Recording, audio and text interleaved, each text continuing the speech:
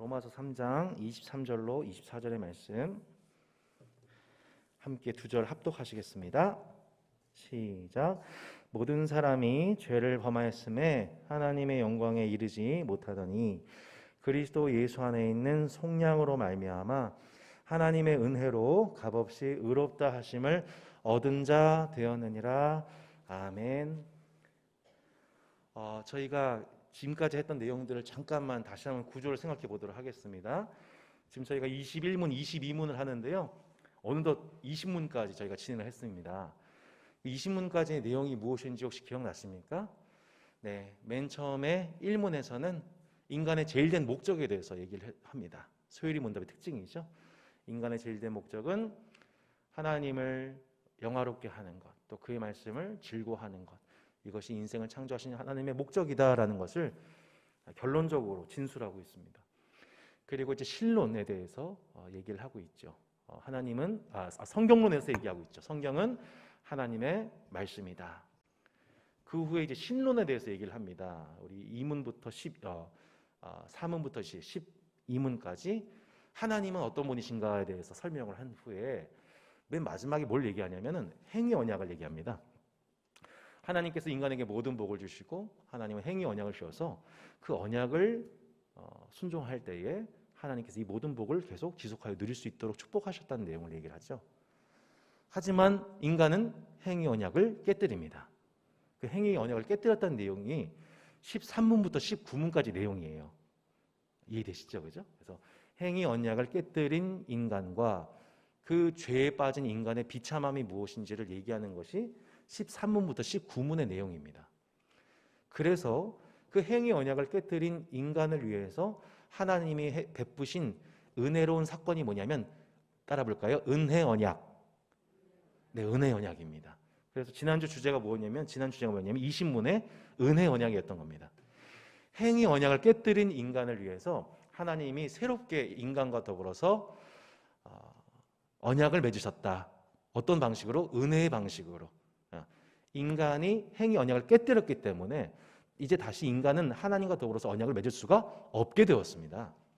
이제는 하나님의 은혜의 방식으로, 인간의 행위가 아닌 하나님의 은혜의 방식으로 인간과 더불어 언약을 베풀기를 기뻐하셨던 것입니다. 이해가 되시죠? 그 은혜의 언약의 방법이 무엇인가를 오늘 21, 22 그리고 다음 주 23문을 통해서 말씀하고 있습니다. 행위 언약을 깨뜨린 인간에게 베푸신 하나님의 은혜의 언약의 방법이 무엇이냐? 바로 인간의 구속자를 하나님이 우리에게 선물하셨다는 내용입니다. 자, 오늘 이제 21문, 22문에 대해서 먼저 질문하고 답해보는 시간 갖도록 하겠습니다. 자, 제가 먼저 20문에 대해서 말씀드리도록 하겠습니다. 하나님이 선택하신 자들의 구속자는 누구입니까? 하나님이 선택하신 자들의 유일한 구속자는 주 예수 그리스도이시며 예수 그리스도는 하나님의 영원한 아들로서 사람이 되어 영원토록 한 인격 안에 구별된 신성과 인성을 가지고 있습니다. 이것이 20문의 내용입니다. 자, 21문 한번 제가 다시 질문 드리고 그럼 답해 보세요. 하나님의 아들인 그리스도는 어떻게 사람이 되셨습니까?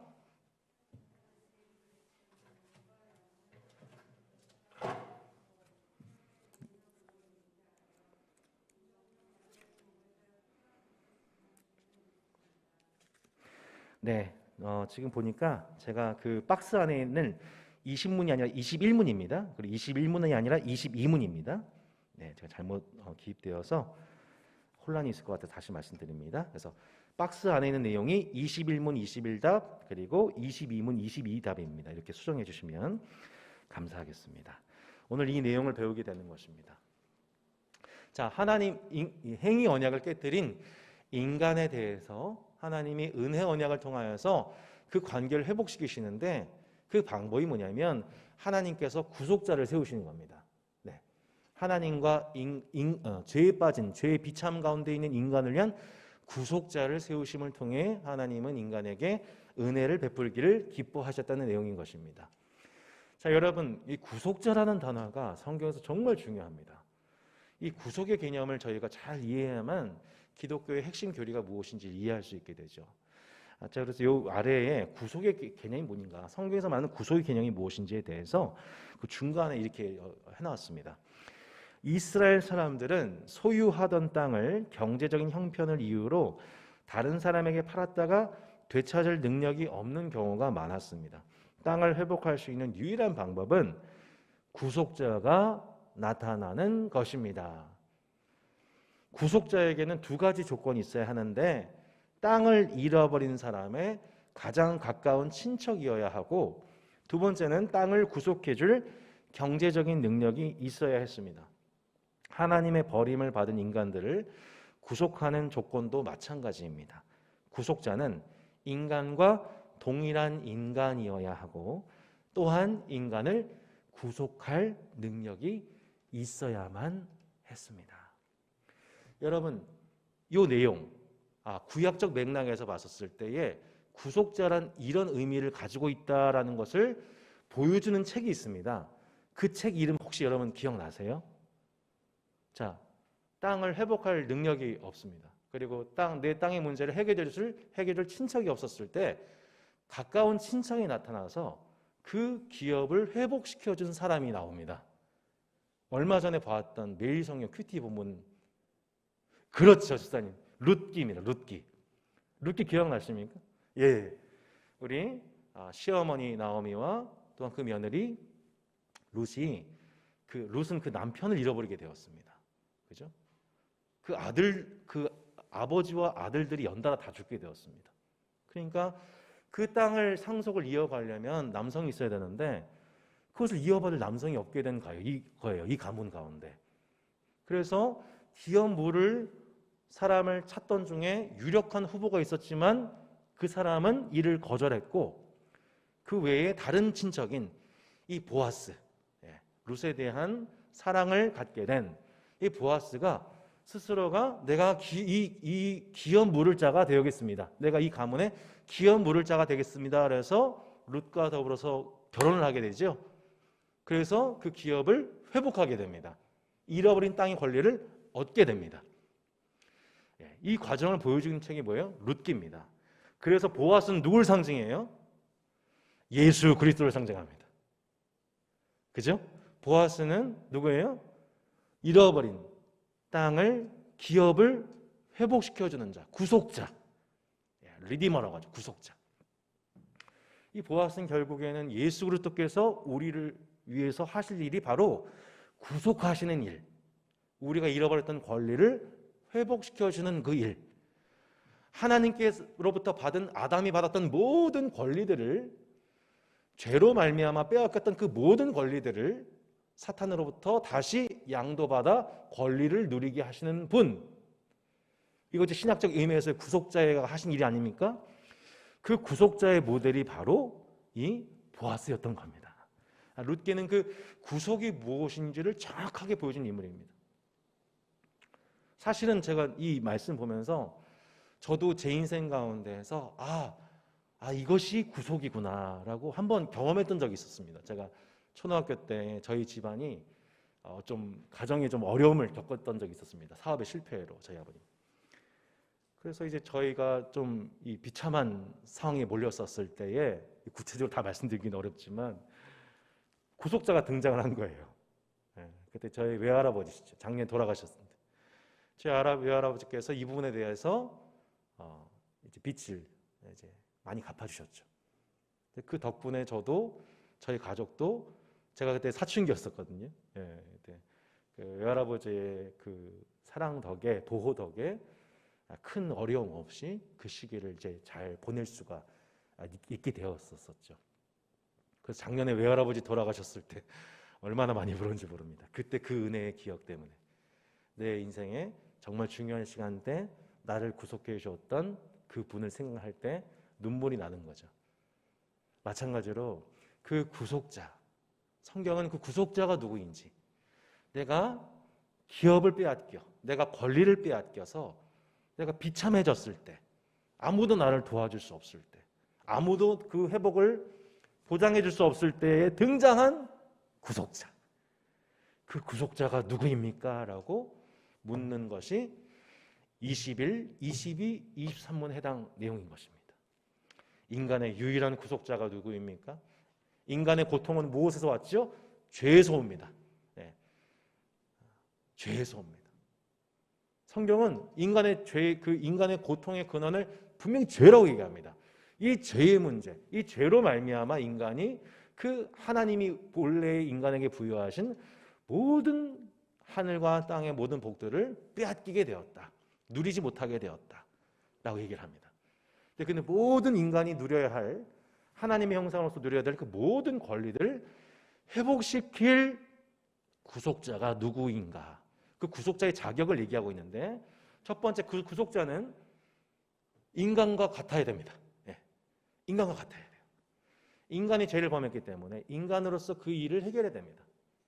두 번째, 인간이 해결할 수 없는 일을 해결할 능력이 있어야 됩니다. 예. 죄의 문제를 해결해야 돼요. 죄의 문제를 구속해야 됩니다. 대속해야 됩니다. 대신 대가 지불을 통하여서 대가를 치러야만 하는 인간이 대가를 치르지 않도록 대가 지불할 수 있는 능력이 있어야 됩니다. 근데 아까 우리 로마서 우리가 말씀 봤죠?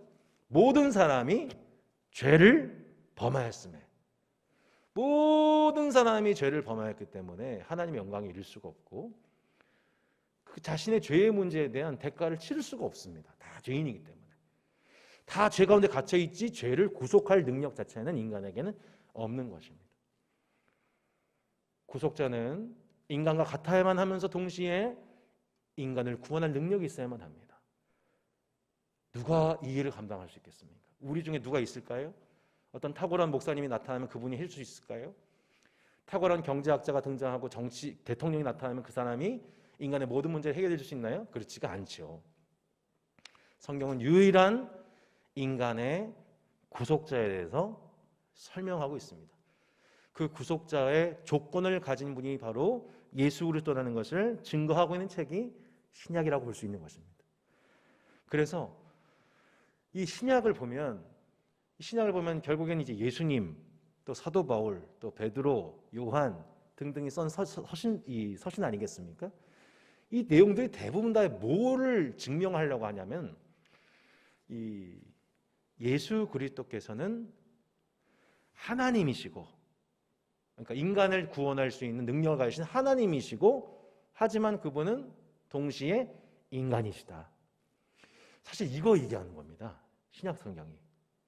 왜냐하면 초대교회 그 처음 복음이 발흥할 때부터 이 초대교회 300~400년사까지 그 모든 교리 논쟁이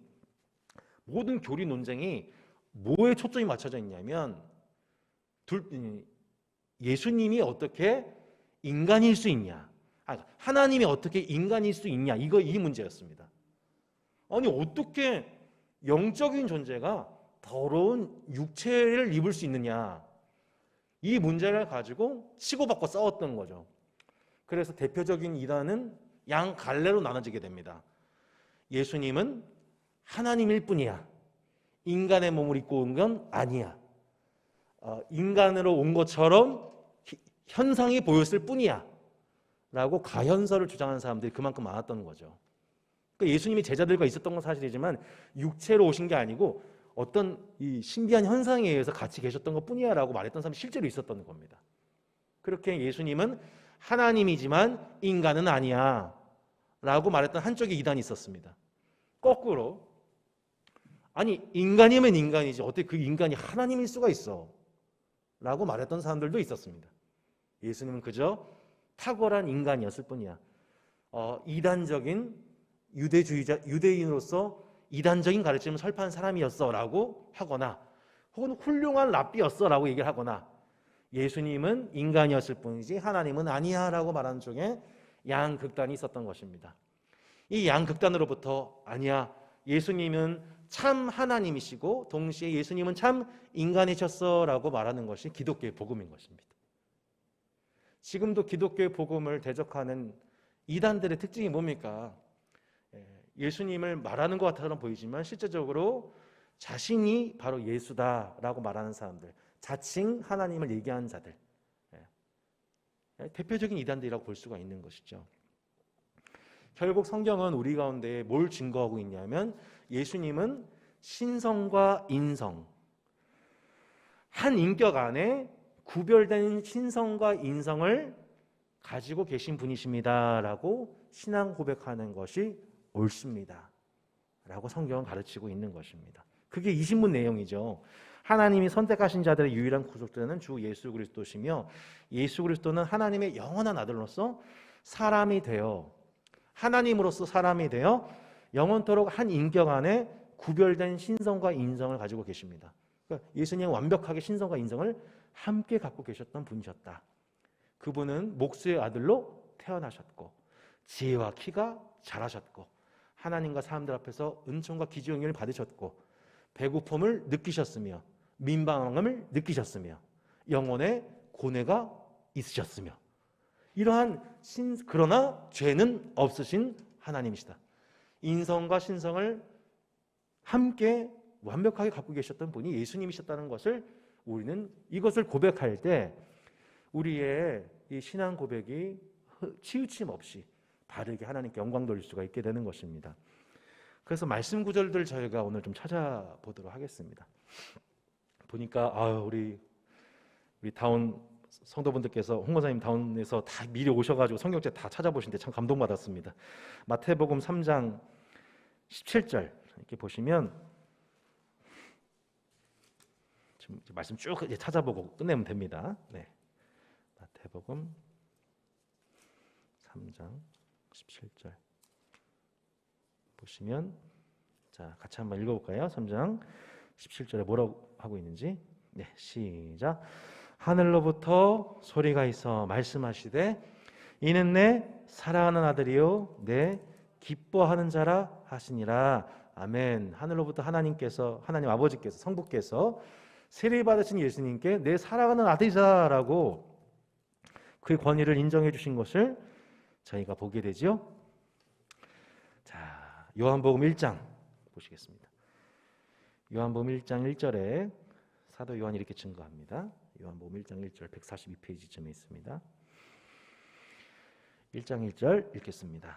태초에 말씀이 계시니라. 이 말씀이 하나님과 함께 계셨으니 이 말씀은 곧 하나님이시니라. 태초에 말씀, 이 말씀은 누굽니까? 예수님이시죠. 태초에 예수님이 계셨다. 예수님은 하나님과 함께 계셨다. 예수님은 곧 누구세요? 하나님이시다. 이것이 사도 요한의 복음이었던 것입니다.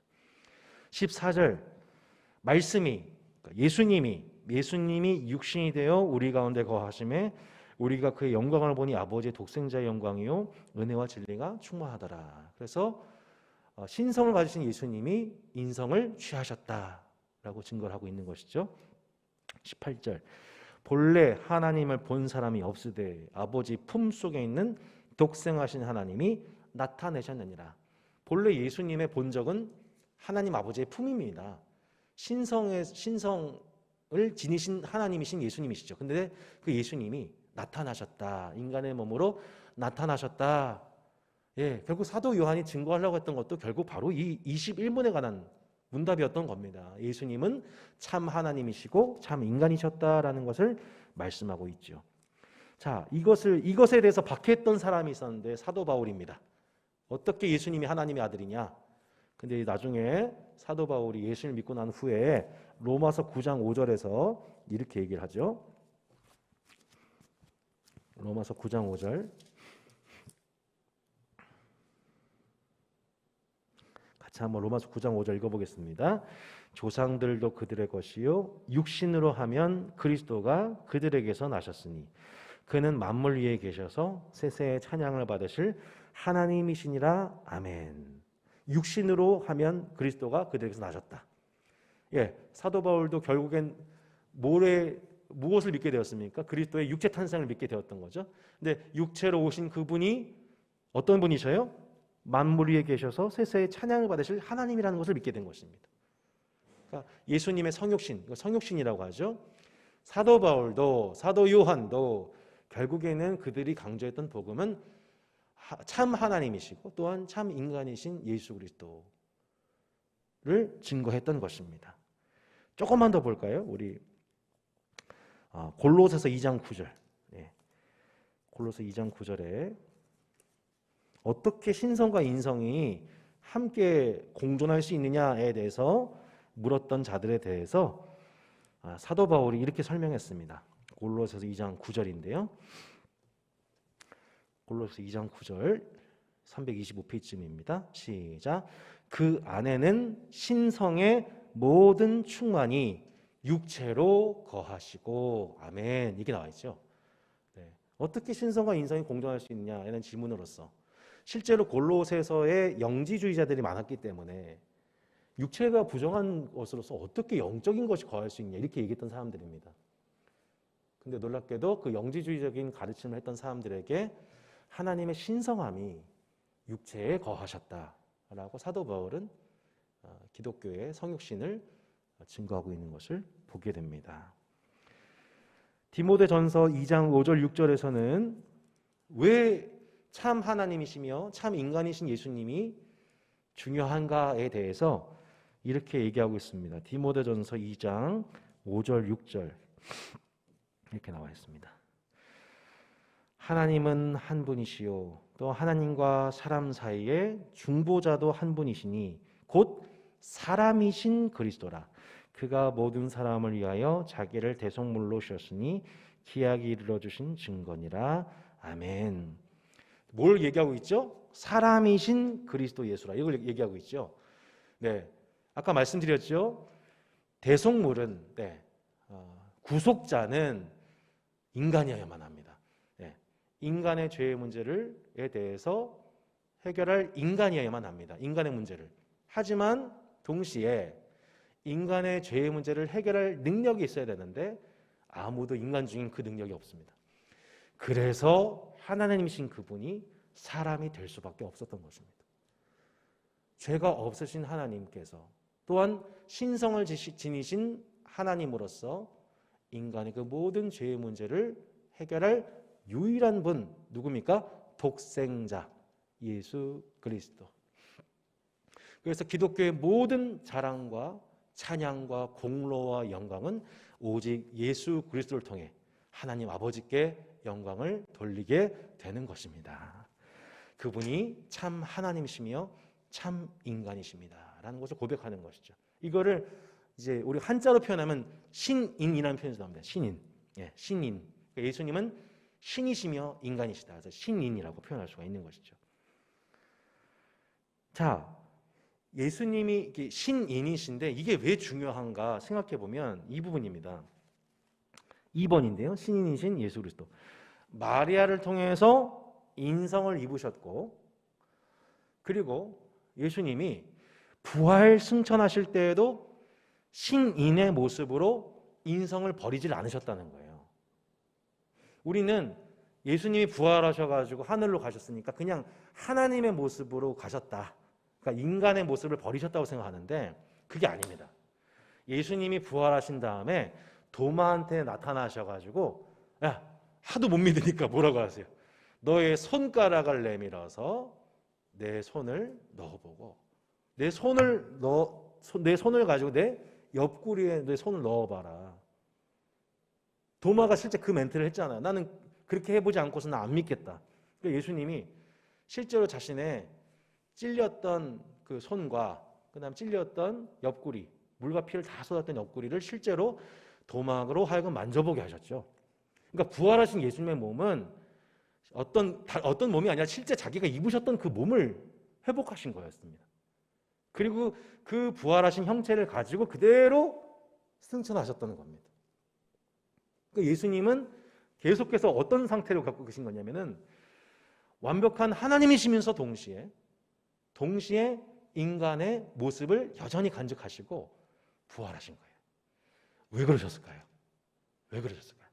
그냥 이제 인간의 모습을 던져 버리셔야 되는데 왜 예수님이 인간의 모습을 여전히 입은 상태로 그 죽었던 몸, 상처 입은 몸을 그대로 회복하여서 하늘로 올라가셨는가? 이것은 우리에게 어떤 소망을 주는 거냐면 그렇구나. 내가 이 땅에서 살아가는 동안에 내가 하나님의 나라를 위해서 살았던 나의 그 모든 육체들, 나의 모든 흔적들도 사라지지 않고 이것이 영원토록 하나님께 구속을 받는다는 증거일 수 있는 것입니다. 여러분, 우리가 한평생 살아가면서 하나님 나라를 위해서 살았던 내 몸의 모든 그리스도의 흔적들은 사라지는 게 아니라 그 몸의 흔적들을 남은 그대로 나중에 몸의 부활을 통해 드러나게 될 줄로 믿습니다. 그것이 이 신인이신 예수 그리스도의 모습 통해서 우리가 믿는 자의 소망이 되는 것입니다. 우리가 나중에 형체가 완벽하게 다 똑같지 않습니다. 우리 각자가 지닌, 각자가 경험했던 그 모든 하나님 형상을 입었던 모든 것들, 그리스도의 흔적을 경험했던 그것들이 내 몸에 곳곳에 남아있는데, 그것이 주님과도 같은 부활을 경험함을 통하여서 그 부활체라고 하는 것을 동일하게 입지만 각자가 그 지닌 독특함을 가지고 영원토록 하나님께 영광 돌리게 된 날이 온다는 것을 말씀하고 있는 것이죠. 그러므로 우리는 이 땅에서 노동하고 수고하고 헌신하고 했던 그 모든 것들이 그냥 단순한 고생과 수고로 끝나는 것이 아니고 하나님께 영광 돌리는 그 모든 흔적이 되어 영원토록 하나님께 감사하고 찬양할 날이 오게 되는 것입니다. 마지막으로 이제 이 부분 보도록 하겠습니다. 22문인데요. 하나님의 아들인 그리스도는 어떻게 사람이 되셨나요? 하나님의 아들인 그리스도는 몸과 영혼을 취하심으로 사람이 되셨고 성령의 능력으로 잉태하여 동정녀 마리아의 몸에서 태어나셨으나 죄는 없으십니다 라고 얘기합니다. 하나님이신 그분이 인간의 몸으로 오는 것이 어떻게 가능합니까? 이것에 대해서 여러분 주목했던 신학자가 누굽니까? 누가죠. 누가는 의사예요. 과학자예요. 그죠? 근데 그 과학자인 누가가 누가복음을 통하여서 어떻게 그 일이 가능한가에 대해서 누가복음 1장 35절에서 이렇게 얘기를 합니다. 누가복음 1장 35절 두 절만 더 찾아보겠습니다. 누가복음 1장 35절의 말씀. 저보다 훨씬 더 빨리 찾으시군요. 대단하십니다. 1장 35절 읽어보겠습니다. 시작. 천사가 대답하여 이르되 성령이 네게 임하시고 지극히 높으신 이의 능력이 너를 덮으시느니 이러므로 나실 바 거룩한 이는 하나님의 아들이라 일컬어지리라. 아멘. 4절 이게 나오잖아요. 마리아가 천사에게 말하되 나는 남자를 알지 못하니 어찌 이 일이 있으리요. 그죠? 31절 보라 내가 잉태하여 아들을 낳으리니 그 이름을 예수라 하라. 처녀가 잉태하여 아들을 낳겠다라고 하신 이 천사의 수태고지를 들었을 때 마리아도 이것을 믿을 수가 없었죠. 그런데 천사의 설명하는 방식은 단순했습니다. 성령이 내게 임하시고 지극히 높으신 이의 능력이 너를 덮으시면 이 일이 가능하다. 그러니까 예수님은 인간의 혈과 육에 의해서 태어난 존재가 아니십니다. 마리아와 요셉의 사랑을 통해서 태어난 것이 아니고 하나님의 성령에 의해서 간섭에 의해서 성령으로 잉태하여 동정녀 마리아에게 나셨다. 처녀에게 나시는 방식을 통하여서 예수님이 신성과 인성을 지닌 인간으로 오셨다. 몸과 영혼을 취하셨다. 라고 성경은 증언하고 있고 우리는 그것을 믿습니다. 이 방식이 아니고서는 하나님과 인간 사이에 참 중보자가 있을 수가 없다.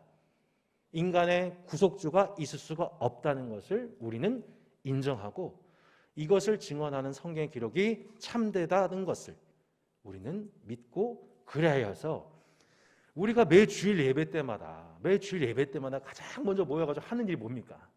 사도신경 고백합니다. 사도신경. 왜 그럴까요? 그냥 이게 우리가 예배 시작 멘트를 치는 게 아닙니다. 이렇게 사도신경 없으면 어색해서 그런 게 아니고 이게 참 하나님이시며 참 인간이셨던 예수 그리스도, 우리의 인간의 유일한 구속자가 예수님이신데 이 신앙 고백에 대해서, 이 예수님의 존엄에 대해서 그 가치와 영광을 하락시키거나 약화시키는 왔던 수많은 이단적 가르침들에 대해서 우리는 거부하고, 우리는 예수님이 참 하나님이시고 참 인간으로서 인간을 구속할 유일한 분이라는 것을 우리는 믿습니다. 우리의 예배 대상을 분명히 고백하는 것입니다. 우리의 인간의 유일한 구속자는 예수 그리스도입니다. 죄의 비참함에 빠져있는 죄의 고통 가운데 살아가고 있는 인간을 구원할 유일한 구속주는 예수 그리스도이십니다. 성도 여러분, 우리가 이 땅 살아가면서 우리 김영명 목사님 말씀하셨죠? 우리가 넉넉히 이길 것이라고. 아무도 우리 그리스도의 산에서 끊을 수 없다고. 환난이나 곤고나 칼이라, 적신이나 위험이나 칼이라, 이런 것들이 없는 게 아니에요. 그죠? 이런 것들이 없다는 게 아니에요. 고난이 없다는 얘기가 아니에요. 하지만 우리는 그리스도 때문에, 우리의 구속주 때문에 넉넉히 이깁니다. 오늘 그래서 여러분 마음속에 있는 여러 가지 기도 제목들, 여전히 내 삶 속에 아직 회복되지 않은 여러 가지 일들 가운데에서 우리는 우리의 구속주가 이 모든 권리를 회복시켜 주십니다 라는 것을 믿고, 주님은 우리를 죄와 사망과 저주와 온갖 고통에서 건져내 주신 유일한 구속자이심을 내 삶에 앞으로도 나타내실 것임을 믿고 감사하는 오늘 예배가 되었으면 좋겠습니다.